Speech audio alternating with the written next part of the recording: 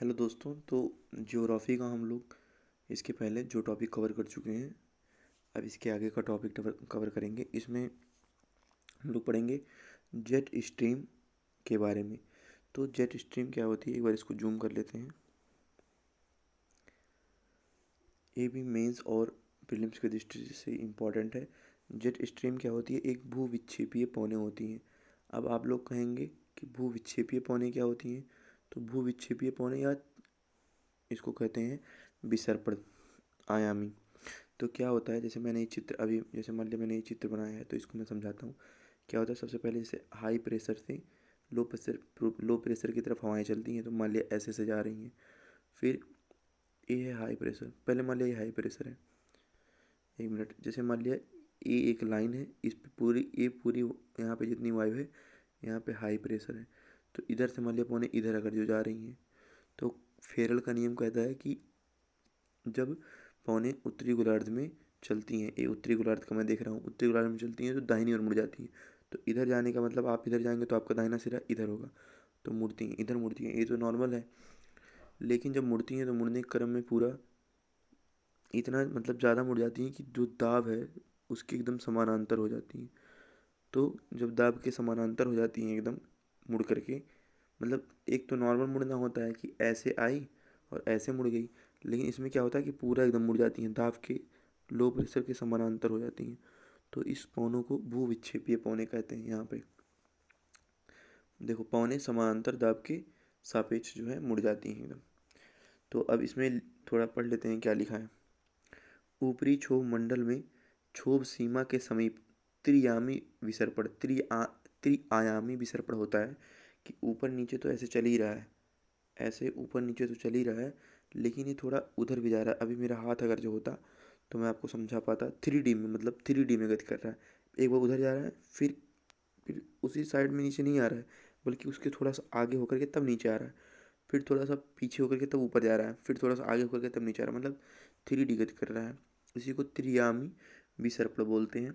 तो ऊपरी क्षोभ मंडल में क्षोभ सीमा के समीप त्रिआयामी विसर्पण करती हुई एक निश्चित पेटी में संचरित तीव्रगामी भूविक्षेपीय पौने जेट स्ट्रीम कहलाती हैं। ये तीव्रगामी भूविक्षेपीय पौने होती हैं। भूविक्षेपीय समझा दिया और त्रियामी विसर्पण ए है समझा दिया मैंने। ये जेट पौने जो है त्रियामी विसर्पण के द्वारा जो है गति करती हैं, तो इन्हें जेट स्ट्रीम कहते हैं। सर्वप्रथम इनकी खोज द्वितीय विश्व युद्ध में अमेरिकी बम वर्षक विमान चालकों द्वारा की गई थी, परंतु जलवायु एवं मौसमी दशाओं के प्रभाव के साथ इन पर विस्तृत अध्ययन पीटरसन महोदय ने किया था, मतलब पीटरसन महोदय के द्वारा किया गया था। फिर उसके बाद है जेट धाराओं की उत्पत्ति कैसे होती है। तो जब दो पृथक समूह माने अलग अलग वायु राशियाँ, जब दो पृथक समूह वाली वायु राशियाँ प्रवाहित होती हैं और एक दूसरे के समीप आती हैं, तो क्या होता है कि दोनों के मध्य ताप में अंतर की वजह से, अब देखो मान लिया ए वाली वायु आई तो इसमें ताप अलग रहेगा, इसमें ताप अलग रहेगा। तो दोनों में जो ताप का अंतर की वजह से और दाब प्रवणता के प्रभाव से, दाब प्रवणता भी एक जो होता है दाब में अंतर, इसे बोलते हैं दाब प्रवणता। प्रवणता का फार्मूला आप लोगों ने पढ़ा होगा, तो उसमें घटाते हैं। तो इसमें भी मतलब दाब का अंतर होता है, दाब प्रवणता। तो दाब प्रवणता के प्रभाव से इन पवनों की उत्पत्ति वायु राशियों के ऊपरी भाग में होती है। तो जब पौने, जैसे मान लिया पौने इधर से आ रही हैं, तो जो दोनों टकराई तो दोनों टकरा करके फिर थोड़ा सा ऊपर चली गई, तो मध्य भाग में क्या हो गया, जट धाराओं की उत्पत्ति हो गई। ऊपरी मध्य भाग में तो हुआ, लेकिन ये ऊपर जा करके हुआ, तो इसलिए ऊपरी भाग में लिखा है वायु राशियों के ऊपरी भाग में। अब इसको चित्र के माध्यम से यहाँ पे समझाया है आपको। चित्र एक बार जूम कर देता हूँ। देखो, इसमें एक हॉट हॉट विंड है और इसमें कोल्ड विंड है, दोनों आ रही हैं इधर से, एक इधर से एक इधर से आ रही हैं। टकराने के बाद दोनों खूब तेज़ी से ऊपर जेट स्ट्रीम के रूप में बाहर चली गई। और ये लिखा है प्रेशर ग्रेडियंट फोर्स लिखा है, प्रेशर ग्रेडियंट फोर्स, मतलब इसमें प्रेशर में अंतर, इसको दर्शाने के लिए कोई बल है यहाँ पे, उसको यहाँ पे दर्शाया गया है। तो इसका मुझे हिंदी अभी तो एग्जैक्ट नहीं याद आ रहा है, तो आप लोग सर्च कर लेना कौन सा बल यहाँ पे, दाब का कौन सा बल काम कर रहा है। या तो दाब प्रवणता बल हो सकता है, तो दाब प्रवणता बल ही हो सकता है। फिर जेट धाराओं की विशेषताएं क्या होती हैं? तो जेट धाराओं की बहुत सारी विशेषताएं होती हैं। देखो, पहले तो चित्र समझ लेते हैं, फिर उसके बाद तब हम उसकी परिभाषा जो है पढ़ते हैं। देखो, चित्र में क्या है कि ये मान लिया हमारा अर्थ सरफेस है, ठीक है। तो एक मिनट, अर्थ सरफेस है, ES, अर्थ सरफेस। तो जब जेट धाराएं ऐसे त्रियामी अवस्था में चल रही हैं, तो जब त्रिआयामी जब ये नीचे जा रही हैं, तो नीचे जाने को क्या कहते हैं? गर्त कहते हैं, आपको पता है। और जब ऊपर उठती हैं तो श्रृंग कहते हैं। फिर नीचे, फिर गर्त। तो ये ऐसे चित्र बना है, आप समझ में आ गया होगा। तो देखो, जब नीचे आ रही हैं पौनी, तो हमने बताया था कि जब पौनों का अवतलन होता है, तो पौनों के अवतलन से दाब पृथ्वी पर ज़्यादा बढ़ता है। क्या होता है? दाब ज़्यादा बढ़ता है। तो दाब जब ज़्यादा बढ़ता है तो हाई प्रेशर, तो हाई प्रेशर होगा। देखो यहाँ पे दब रहा है ना, गर्त बन रहा है, तो गर्त बन रहा है तो मतलब पृथ्वी पे ज़्यादा प्रेशर आएगा, हाई प्रेशर। तो हाई प्रेशर से क्या बनता है? प्रति चक्रवात बनता है। हाई प्रेशर से प्रति चक्रवात क्यों बनता है? क्योंकि जब हाई प्रेशर मान लिया बन गया, तो पौने, आपको पता है, हाई प्रेशर से लो प्रेशर की तरफ चलती हैं, तो पौनों की गति इधर ऐसे हो जाएगी, इस तरह से। तो क्यों, क्या बनेगा? इधर प्रति चक्रवात बनेगा। और जब ये श्रृंग है, जो उठा हुआ भाग है, तो जब जब वायु ऊपर उठ जाता है, जब मतलब जेट स्ट्रीम एक प्रकार की वायु है, तो वायु जब ऊपर उठेगी तो पृथ्वी पर दाब कम लगेगा। माने भाग ऊपर चली जा रही है तो पृथ्वी पर दाब कैसे लगेगा? तो दाब कम होगा, माने कि लो प्रेशर बनेगा। और जब लो प्रेशर बनेगा, तो हिमालय लो प्रेशर होगा, तो पौने इधर आएंगी, हाई प्रेशर से लो प्रेशर की तरफ आएंगी। तो केंद्र में क्या होता है? केंद्र में जब पौने चलती हैं तो चक्रवात उत्पन्न होता है। और चक्रवात यही वर्षा कराते हैं। और जो हाई प्रेशर में प्रति चक्रवात उत्पन्न होता है, ये शुष्क होते हैं। तो ये हमको उम्मीद करते हैं कि समझ में आया होगा। मतलब बैक करके एक दो बार और समझ लेना तो समझ में आ जाएगा। तो इसको अब पढ़ लेते हैं। पहला पहला पॉइंट है, यह भूविक्षेपीय पौने हैं जो कि समदाब रेखाओं के समानांतर होती हैं। हमने पढ़ लिया पहले ही ऊपर। इनका वेग 120 से 360 किलोमीटर प्रति घंटा तक पाया जाता है। उच्च वेग की वजह से इन्हें जेट स्ट्रीम कहते हैं। तीसरा, इनके प्रवाह मार्ग में गर्त के नीचे धरातलीय प्रतिचक्रवात, जो अभी हमने समझ लिया, गर्त के नीचे धरातलीय प्रतिचक्रवात तथा श्रृंगों के नीचे धरातलीय चक्रवात की प्राप्ति होती है। ये भी पढ़ लिया हमने। फिर है, जेट धाराओं की स्थिति हमेशा एक जैसी नहीं होती है। जेट धाराओं की स्थिति हमेशा एक जैसी नहीं रहती, जबकि सूर्य के उत्तरायण एवं दक्षिणायन से इनका परिवर्तन होता रहता है। ग्रीष्म काल में ध्रुवों की ओर, जबकि शीतकाल में विषुवत रेखा की ओर संचरित होती हैं। ये इंपॉर्टेंट है कि जो जेट स्ट्रीम है वो ग्रीष्म काल में ध्रुवों की ओर। तो इसको ऐसे याद रख सकते हैं, गर्म ठंडा, मतलब जब गर्म रहेगा, गर्मी का मौसम, तो ध्रुव माने ठंडे रहता है, तो ठंडी तरफ। और शीतकाल में विषुवत रेखा की ओर। ठंड रहेगा तो विषुवत रेखा में गर्म होता है, तो गर्म की तरफ, ऐसा करके याद रख सकते हैं इसको। फिर चौथा पांचवा विशेषता है, इनका एक निश्चित जीवन चक्र होता है जिसे इंडेक्स साइकिल कहते हैं। इंडेक्स साइकिल किसे कहते हैं? तो जो जेट स्ट्रीम का एक निश्चित जीवन चक्र होता है उसी को कहते हैं इंडेक्स साइकिल। फिर है, जेट धाराओं के प्रकार क्या होते हैं? तो जेट धाराओं के जो प्रकार हैं वो निम्नलिखित प्रकार के हैं। पहला है उपोष्ण पछुआ जेट। उपोष्ण पछुआ जेट जो होती है 25 से 35 डिग्री नॉर्थ और साउथ में चलती है। जैसे मान लिया ये पृथ्वी है और ये 0 डिग्री इक्वेटर है, तो यहाँ 25 डिग्री नॉर्थ है और 25 डिग्री साउथ है, और ये 35 डिग्री नॉर्थ है, ये 35 डिग्री साउथ है, तो इन दोनों के बीच में चलती है। 25 से 35 डिग्री नॉर्थ से और दक्षिण से पश्चिम से पूर्व की ओर चलती हैं।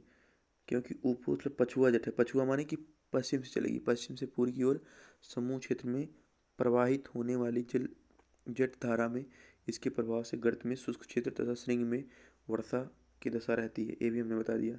गर्त में क्या रहता है? शुष्क क्षेत्र रहता है, और श्रृंग में वर्षा युक्त दशा रहती है। क्योंकि गर्त में क्या बनता है? गर्त में बनेगा आपका, देखो, गर्त जब होगा नीचे आएगा ग्राफ, तो जब जेट स्ट्रीम नीचे आएगा, वायु नीचे आएगी, तो वायु दाब बढ़ेगा, मतलब हाई प्रेशर।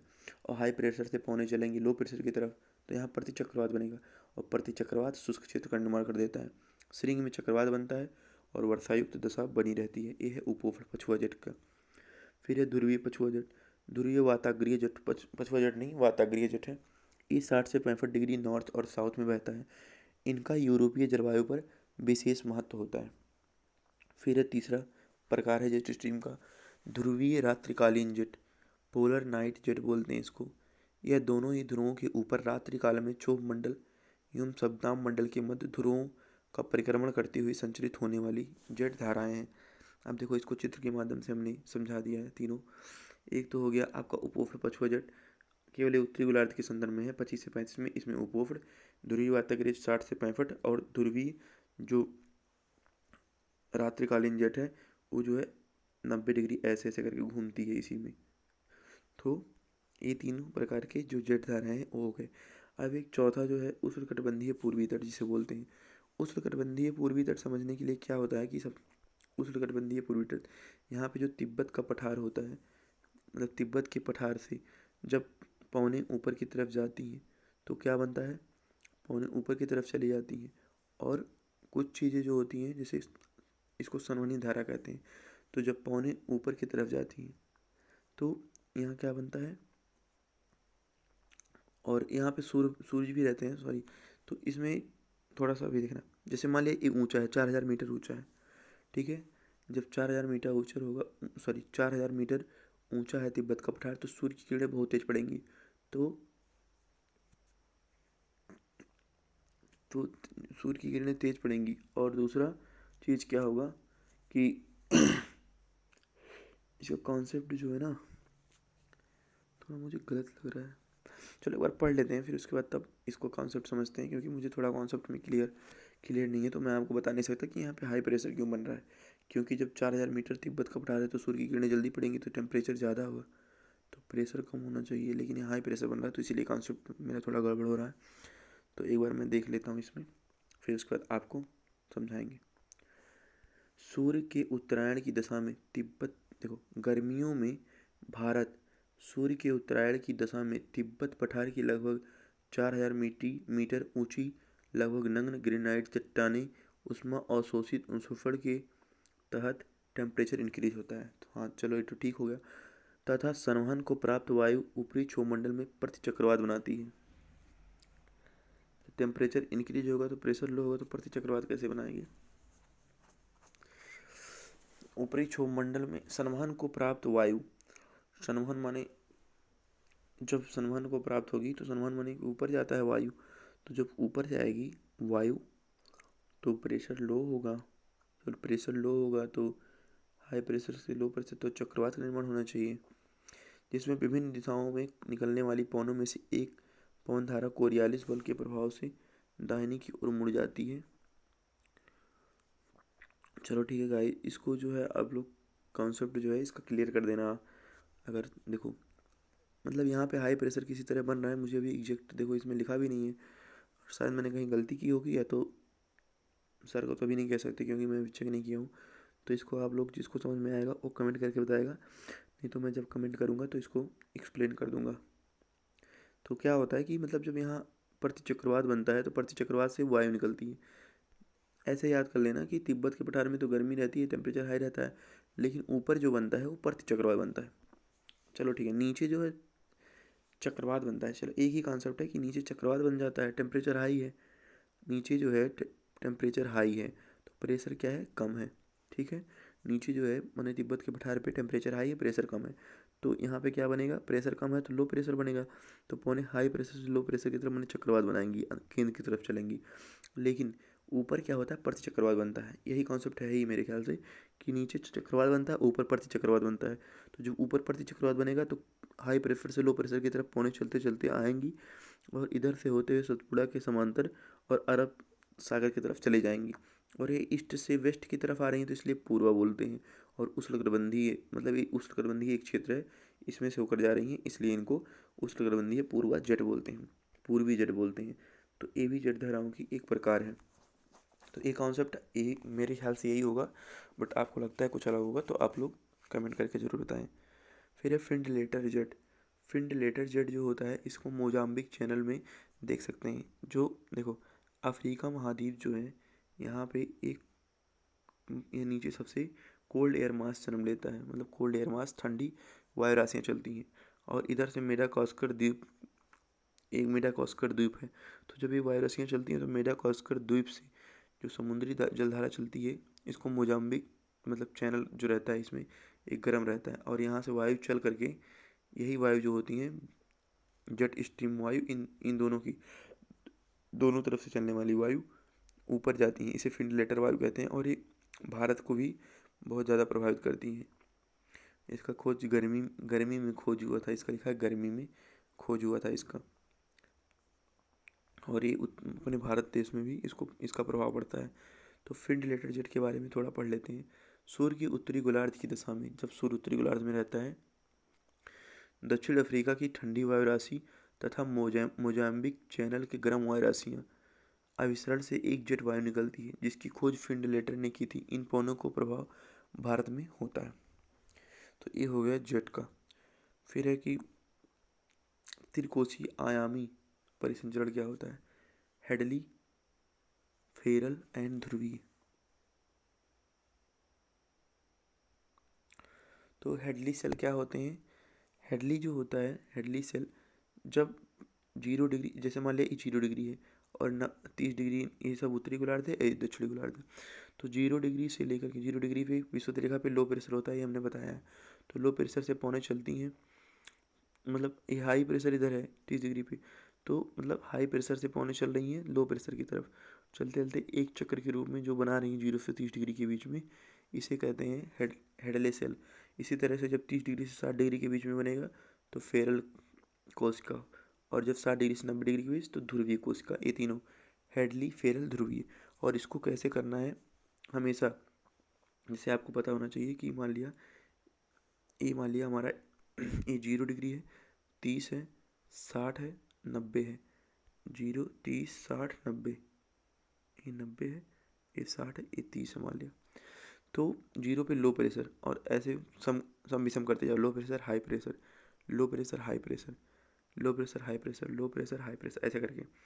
और जब करते जाएंगे तो फिर उसके बाद अपने आप चित्र ए बना लेंगे, क्योंकि आपको पता है कि पौने हाई प्रेशर से लो प्रेशर की तरफ चलती हैं, ऐसे ऐसे करके बना लेंगे चक्र के रूप में। तो ये चित्र आप दर्शा सकते हैं। फिर है आर्द्रता के बारे में पढ़ेंगे, ह्यूमिडिटी क्या होती है।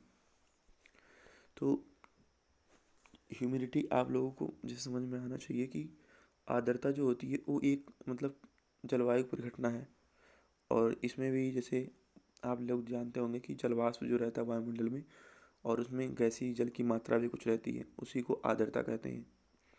दिखाई नहीं देता है आंखों से, लेकिन उसमें मतलब जलवाष्प और गैसीय जल की मात्रा उपस्थित रहती है। तो वही एक बार हम पढ़ लेते हैं इसको परिभाषा। वायुमंडल में व्याप्त विभिन्न मौसमिक एवं जलवायु परिघटनाओं में आर्द्रता का विशेष योगदान है, और वायुमंडल में उपस्थित जलवाष्प एवं गैसीय जल की मात्रा को ही आर्द्रता कहते हैं। आर्द्रता का मापन ग्रेन द्वारा या हाइग्रोमीटर का प्रयोग करते हैं। वायुमंडल में पाए जाने वाली आर्द्रता दो बातों पर निर्भर करती है। तापमान, अगर देखो तापमान ज़्यादा रहेगा, अगर तापमान ज़्यादा रहेगा और धरातलीय जल की उपलब्धता रहेगी, तो तापमान से क्या करेगा, धरातलीय जल खींच लेगा, और जब धरातलीय जल खींचेगा तो ऊपर जलवाष्प की मात्रा ज़्यादा हो जाएगी। तो इस प्रकार तापमान बढ़ने से वायुमंडलीय आर्द्रता होती है, बढ़ती है। ठीक है। फिर है आर्द्रता मापन की विधियाँ हैं। तो पहला तो है निरपेक्ष विधि। निरपेक्ष विधि में, निरपेक्ष आर्द्रता में क्या होता है, भार बटे आयतन लेते हैं। भार बटे आयतन का मतलब होता है कि दिए गए आयतन पर वायुमंडल में उपस्थित कितना जलवाष्प है। मतलब जैसे मान लिया कुछ आयतन, वायुमंडल का कुछ आयतन है, उसमें कितना जलवाष्प है, तो ये जलवाष्प का भार हो जाएगा ग्राम में, और इसका आयतन मीटर क्यूब में हो जाएगा। तो ग्राम प्रति मीटर क्यूब में भार बटे आयतन निरपेक्ष आर्द्रता। विशिष्ट आर्द्रता में भार बटे भार लेते हैं, और इसमें क्या लेते हैं, जलवाष्प की मात्रा, तब विशिष्ट आर्द्रता कहलाती है जब कुल भार वाले वायु में जलवाष्प जो है किस में व्यक्त किया जाए, इसको भार बटे भार में व्यक्त किया जाए। तो भार बटे भार में कब व्यक्त किया जाएगा, देखो इसमें निरपेक्ष आर्द्रता में केवल हम जलवाष्प की मात्रा लेते हैं, लेकिन विशिष्ट आर्द्रता में क्या लेते हैं, हम जलवाष्प की जलवाष्प की मात्रा के साथ हम इसमें और कुछ लेते हैं। जलवाष्प के अलावा वायुमंडल में निलंबित जलकण, हिमकण को मापा जाता है। देखो इसीलिए इसको विशिष्ट आर्द्रता बोलते हैं, क्योंकि इसमें केवल जलवाष्प का कैलकुलेशन नहीं करते हम जलवाष्प में उपस्थित गैसीय जो निलंबित जलकण है उसका भी मापन करते हैं। तो ये हो जाता है विशिष्ट आर्द्रता। भार बटे भार में मापन करते हैं ग्राम पर किलोग्राम में। फिर इसके बाद है सापेक्ष आर्द्रता। तो सापेक्ष आर्द्रता होती है एब्सोल्यूट ह्यूमिडिटी और ह्यूमिडिटी कैपेसिटी। मतलब मान लिया कि एक हमारा वायुमंडल है, इसमें 1000 मतलब 1000 ग्राम, जो भी 1000 ग्राम जलवाष्प इकट्ठा करने की मतलब इसमें हो आ सकते हैं। और वायु में उपस्थित जो आर्द्रता है इसमें 500 किलोग्राम है। तो इसी को कहते हैं, जो कैपेसिटी नीचे रहेगी पूरा 1000 और ऊपर रहेगा वायु में उपस्थित आर्द्रता, कितनी आर्द्रता है वो है। तो किसी निश्चित तापमान पर वायु में उपस्थित आर्द्रता तथा उसी ताप पर वायु की आर्द्रता को ग्रहण करने की शक्ति, मतलब कितनी शक्ति है और कितना है, दोनों के अनुपात को सापेक्ष आर्द्रता कहते हैं। मल्टीपल 100 कर देंगे इसको तो परसेंटेज में आ जाएगा। अब देखो, टेम्परेचर बढ़ाएंगे, तापमान बढ़ाएंगे तो सापेक्ष आर्द्रता घटेगा। क्यों? क्योंकि जब टेम्परेचर बढ़ाएंगे तो क्या होगा, सापेक्ष आर्द्रता क्यों जो है घटेगा। तो तापमान बढ़ाने पर हीट कैपेसिटी, मतलब ह्यूमिडिटी कैपेसिटी, जो आर्द्रता ग्रहण करने की क्षमता है वो जल्दी होगी, क्योंकि तापमान बढ़ेगा तो जल्दी जल खींचेगा ऊपर वायुमंडल में, तो आर्द्रता बढ़ जाएगी। और आर्द्रता जब नीचे बढ़ गई तो जब व्युत्क्रमणापाती है तो इसलिए सापेक्ष आर्द्रता घट गई। वही इन दोनों, यही दोनों विपरीत है कि तापमान बढ़ाने पर सापेक्षिक आर्द्रता घटती है और तापमान घटाने पर सापेक्षिक आर्द्रता बढ़ती है, यही इंग्लिश में लिखा है। फिर है, यदि दिए गए तापमान में वायुमंडल की आर्द्रता सामर्थ्य एवं उपस्थित आर्द्रता बराबर हो जाए, मानी ऊपर वाली जितना सामर्थ्य है उतना ही आर्द्रता ग्रहण कर ले, तो उसे संतृप्त अवस्था कहते हैं। मतलब अब पूरा तृप्त, जैसे 2 रोटी है, मुझे 2 रोटी की भूख है, 2 रोटी मुझे मिल गई तो मैं संतृप्त हो गया। उसी तरह से जितनी इसकी क्षमता है उतना उसे मिल गया तो संतृप्त अवस्था हो गई, 100% आर्द्रता। वायु जिस तापमान पर संतृप्त होती है उस ताप को ओसांक बिंदु ताप कहते हैं, और इसमें जल सीकर बनते हैं। जल सीकर माने कि जल से भी छोटे कण होते हैं, उसे जल सीकर कहते हैं। यदि संतृप्ता अवस्था की स्थिति 0 डिग्री सेल्सियस से नीचे ताप पर होता है तो इसे हिमांक बिंदु ताप या फ्रीजिंग पिन टेम्परेचर कहा जाता है, तथा हिमकण बनते हैं संघनन होकर। फिर है ओसांक या हिमांक। देखो, जब अगर देखो 0 डिग्री सेल्सियस के नीचे ऐसा ताप प्राप्त होता है कि दोनों बिंदु, जैसे कि जितनी क्षमता है उतना मिल जाए, तो उसे हिमांक बिंदु ताप कहते हैं। और 0 डिग्री सेल्सियस से ऊपर जब रहता है तो उस पर मतलब जितना क्षमता है उतना मिल जाए वायुमंडल को, तो उसे कहते हैं, क्या कहते हैं, ओसांक बिंदु ताप कहते हैं। ड्यू पॉइंट टेम्परेचर और ये फ्रीजिंग पॉइंट टेम्परेचर, और इसमें हिमकण बनते हैं और ओसांक में जल सीकर बनते हैं। ओसांक या हिमांक बिंदु ताप के उपरांत वायुमंडलीय आर्द्रता एकत्रित होने लगती है, जिसे संघनन कहा जाता है। फिर है संघनन, जो है जब देखो जो जल सीकर होते हैं ओसांक बिंदु ताप पर, जो छोटे छोटे जल सीकर बनते हैं, वही जल सीकर इकट्ठे होकर के एक बूंद का निर्माण करते हैं, जल की बूंद का निर्माण करते हैं। और यही जल की बूंदें बहुत सारी इकट्ठे होकर के जो है क्या करती हैं, पृथ्वी पर गिरती हैं। तो कह रहा है 600 माइक्रोन से जब ज़्यादा हों जल सीकर तो जल बूंद बनते हैं। जल सीकर इतने छोटे होते हैं कि जब 600 माइक्रोन से ज़्यादा होंगे तब जल बूंद बनेंगी। और संघनन में क्या होता है कि हिमकण बनते हैं हिमांक बिंदु ताप पर। ये तो ओसांक बिंदु ताप पर जल सीकर बनते हैं और हिमांक बिंदु ताप पर हिमकण बनते हैं। यहाँ पे हमने देख लिया, पढ़ लिया इसको। अब इसके बाद हम लोग संघनन का टॉपिक है तो अभी ज़्यादा ही है।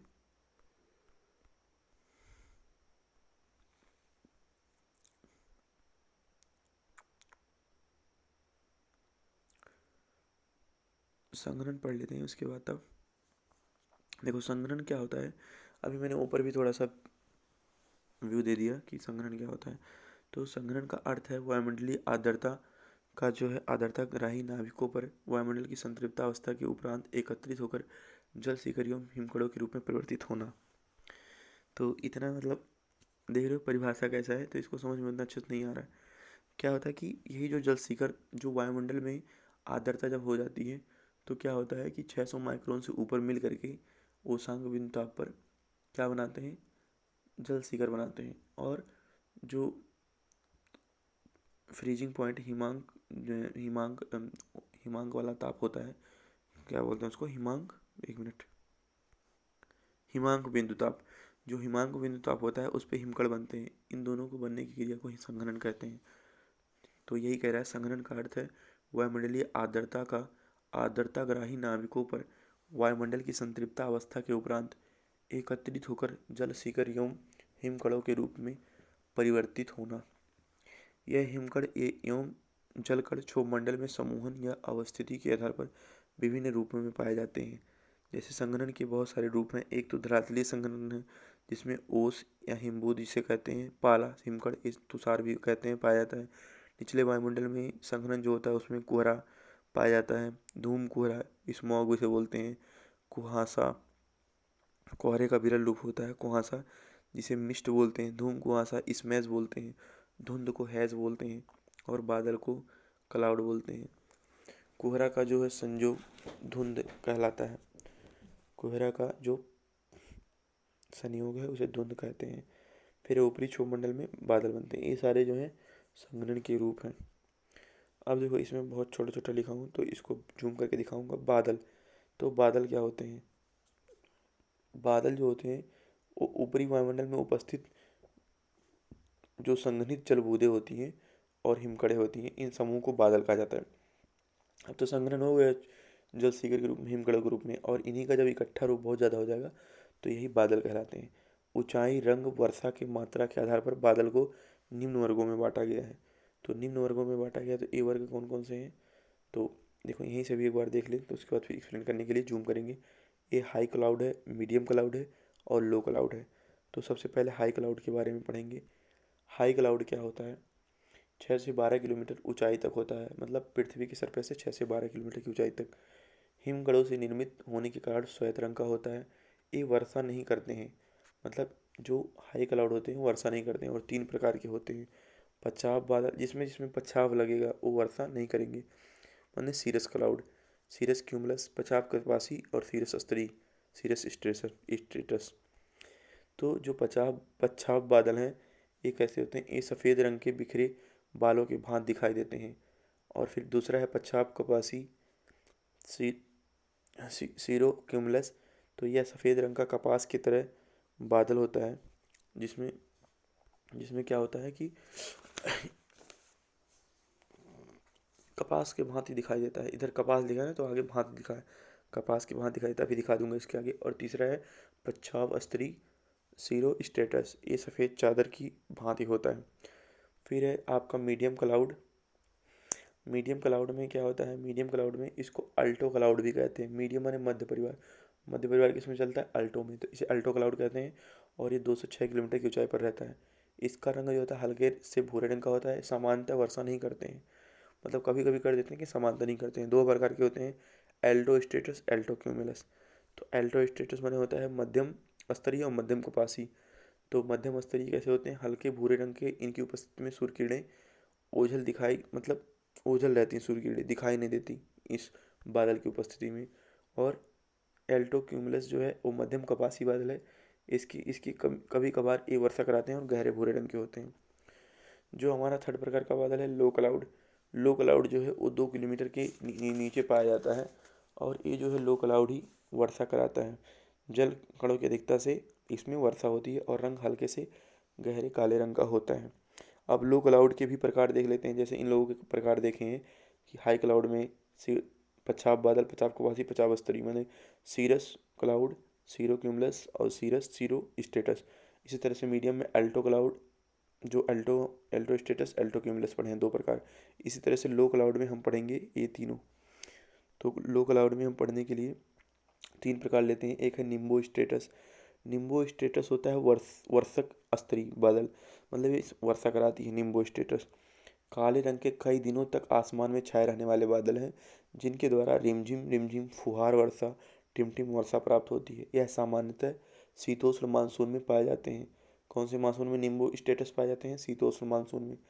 फिर है स्टेटा कैमुलस, स्तरी कपासी, गहरे काले रंग के कपास के गुच्छे की भांति बादल, जिनकी उपस्थिति के साथ धूप के साथ वर्षा होती है। मतलब जब स्तरी कपासी रहेंगे तो इनके साथ धूप के साथ ही वर्षा होगी। सी है क्यूमुलस निम्बस, कपासी वर्षण बादल। तो विषुवतीय एवं उष्णकटिबंधीय क्षेत्रों में संवहन की प्रक्रिया द्वारा निर्मित सर्वाधिक लंबवत विस्तार वाले बादल, जिनकी ऊंचाई पृथ्वी सतह से लगभग 500 मीटर से लेकर लगभग क्षोभ सीमा तक होती है, जिसका आधार संकरा तथा निहाई, मतलब लोहार के समान, जो लोहार के पास रहता है ठोकने के लिए उसे निहाई बोलते हैं, के भांति चौड़ा होता है। गहरे काले रंग के सर्वाधिक सघन बादल, जिनकी उपस्थिति से दिन में अंधेरी जैसा छा जाता है तथा अत्यधिक गरज के साथ मूसलाधार झमाझम बारिश होती है। कभी कभार इनके द्वारा ओलावृष्टि भी प्राप्त होती है। तो ये हो गए हमारे जो है बादल के प्रकार कौन कौन से, हाई क्लाउड, एल्टो क्लाउड और फिर हाई क्लाउड, मीडियम क्लाउड, लो क्लाउड। हाई, मीडियम, लो। हाई में 3 तरह के हैं, कौन कौन से, पचाव स्तरीय, पचाव कपासी और पचाव बादल। और मीडियम क्लाउड में एल्टो, मध्यम स्तरीय और मध्यम कपासी। और इसमें निम्बो स्टेटस वर्षक स्तरीय और स्टेटस क्यूमुलस स्तरीय कपासी और फिर क्यूमुलस निम्बस कपास वर्षी बादल। तो हमने अभी संग्रहण पढ़ लिया है और मैं सोच रहा हूँ वर्षण और बाकी के जो टॉपिक बचे हैं, वर्षण बचा है एंड वर्षण के प्रकार, फिर इसमें हम लोग पढ़ेंगे। ये चित्र जो है आपको दिखाई नहीं दे रहा, इसको समझा दूंगा मैं। और वायु राशियों के बाद फिर देना आपका वाताग्र। वाताग्र के बाद कुछ ज़्यादा ही बचा है थोड़ा, तो इसको नेक्स्ट क्लास में भी कर लेंगे। आज के लिए बस इतना ही। Thank you.